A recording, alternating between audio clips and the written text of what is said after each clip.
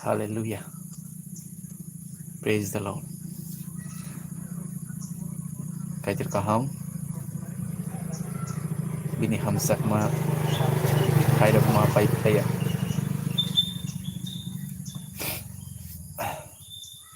Hake tini wo siap kahaman ka serapsa laibo pai kaitini kokno serenglanya ni bagai. Hake tini wo ang otopung tinu sanai real peace ebake soy kaksang mumbos agabo. Abun tinang tini wo explain klai sanai. Nadi sengsaro borok kebang malamati ya prisalayu. Kebang ma samung baiki. Kebang ma lamati ke lang mau samung kelalayu. Kebang ma lamati ya prisalayu. Sengsara borok. Piaba abo kaksang mung za peace abu ni bagay na borok tini wo kabang malamati ya appreciate ito o jaga tanggay ba o jaga o yang tida ang kaksang mamano tong togi tong imano happy kay tong imano o ni bagay borok tini wo kabang malamati ya appreciate ang samung klaiman bising tida kasi ani lang o kaksang mamano nauku kaham ki buihai gari malik gari ganang klai buihai fatar harago perayi da tesa kau kaksang gay tongi mano tong thogi tongi mano obani bagay kabang malamati ya appreciate tong borok oseng saro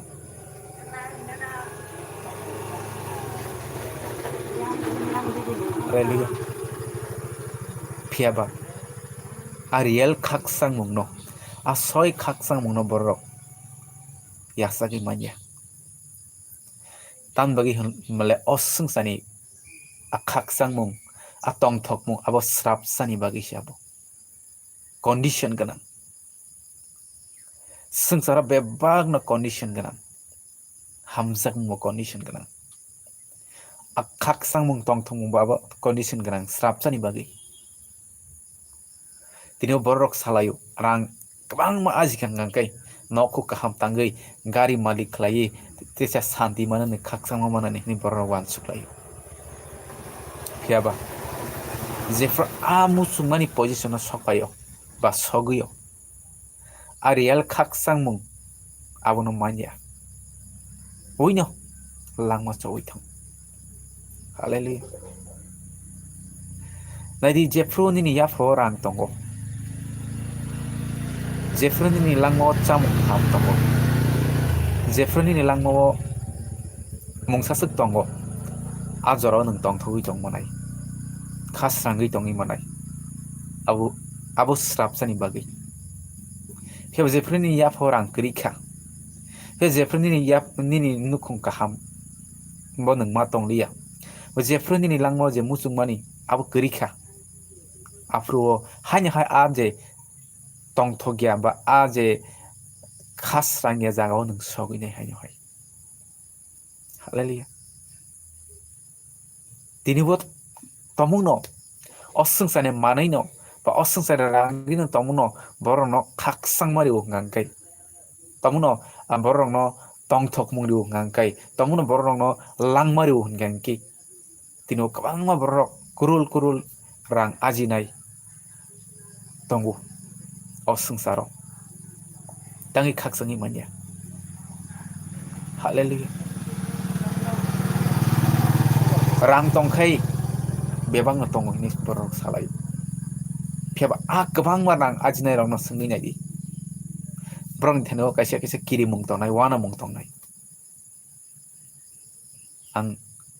ani lama choi de thangno ani rang khogi de tlang zakno mungsa suk bai da ang hamya hinjakno kasia kaisa ti ei kirimu ani nukhong bemar hamya manjagi da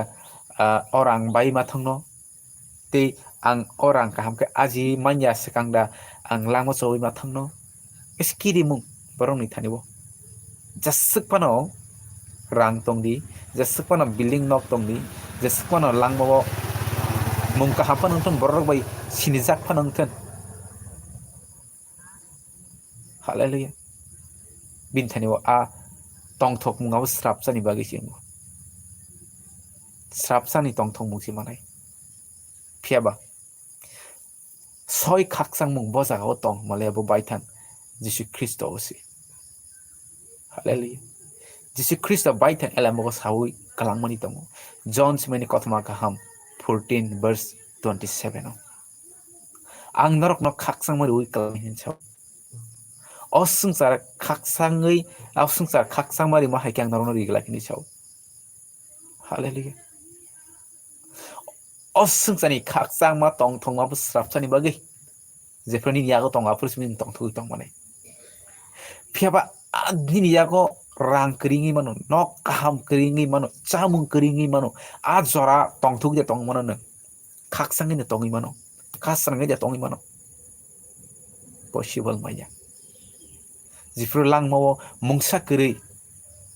jora borok khak sangi tong maya phiaba nang jefru kristo fainai nini ya fo rang keringi mano nok kaham keringi mano bui hai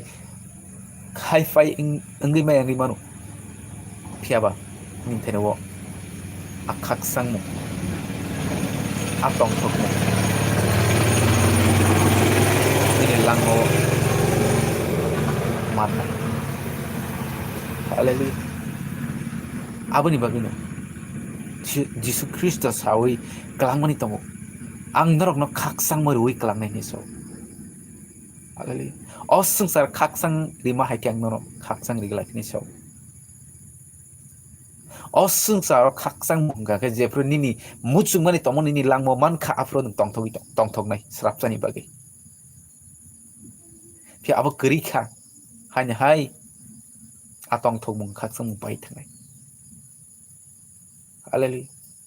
for example nang kaisa mane na panyan blai khem hu sung suka kong na khuk phun phanang kha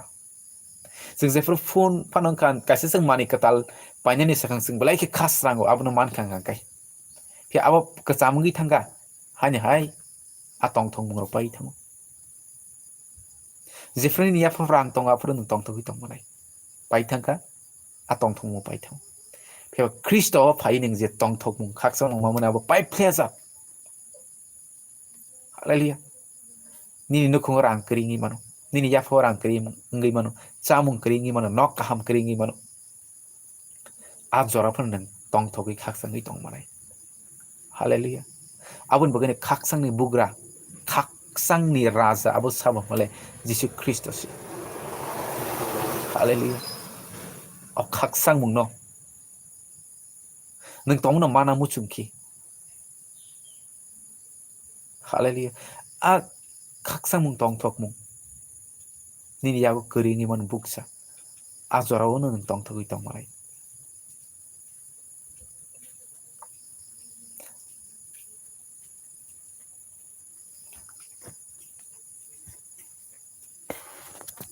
hallelujah yago mungsa kri jora phano rang kri jora phano nang tong thoki tong na muchungki nini yago mungsa kri kha jora phano tong thoki khak sangai khasrangai tong na ni muchungki jisu kristo simse lama hallelujah khak sang mun nang mane nani nang khak sang mung osungsari ui manya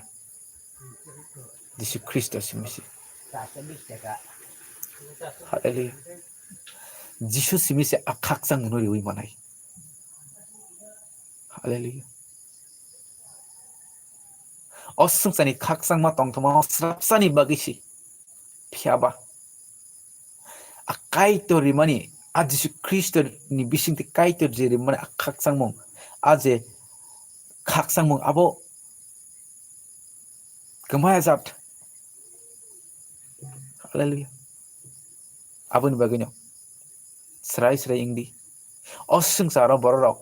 khabrum lai tongmani kabang ma lama te ya persawi tongmani karon tamo reason tamo angrang kabang ma aji wida nok kahamo tonggui bihik bo sabai ki santi klai khaksangai joma kai tongui mano opuni bagini borok chaituk layu kaisino reason tini borok kabang ma lama te ya persawi tongai mani khaksangma manani bagai pe awa hai ni thani bo keri ingi mano rang puisa keri ingi mano azar phana nang khaksangi tongnani hingge abo lama kaisa se Jisu Kristus misi abun bagino oseng sani khaksangma tongthokma srapsani bagi phiaba atong phlainai jat a khaksangi tong phlainai jat keri jora phano ya phaw mungsa keri jora phano tongthogui tongnani lama khaksangi tongnani lama abo Jisu Kristus tui simise possible abun bagino nang tinuo khaksangma asoi khaksang muna manan muchungki receive klaisi Romans chapter 10 verse 19 o sau Jesus is subrai hinai nang bukhuk bai gosiki te bukha bai poito khlaike kaitir bona ni mangi ke number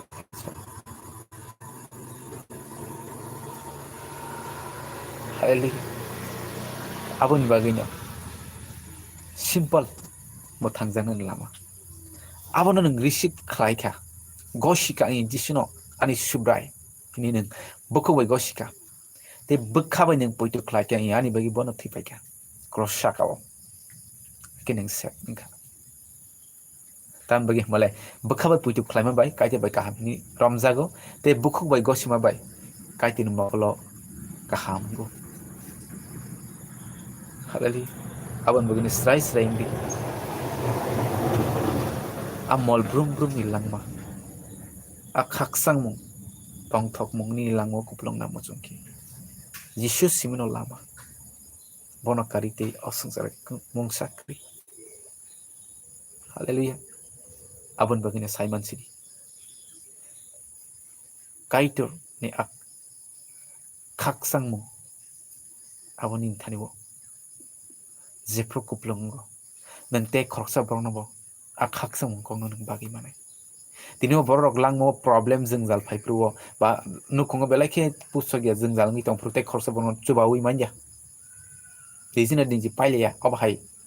ngi thanglai phiaba nang jepro kaitoro phayo Jisu Kristo phayo nang tinoni yago buk sangi mano mung sakri ngi mano nini nok kaham kri ngi mano nini apo rang kri ngi mano phiaba akak sang mungkok mule nanti proses brono azora pono ya farili manai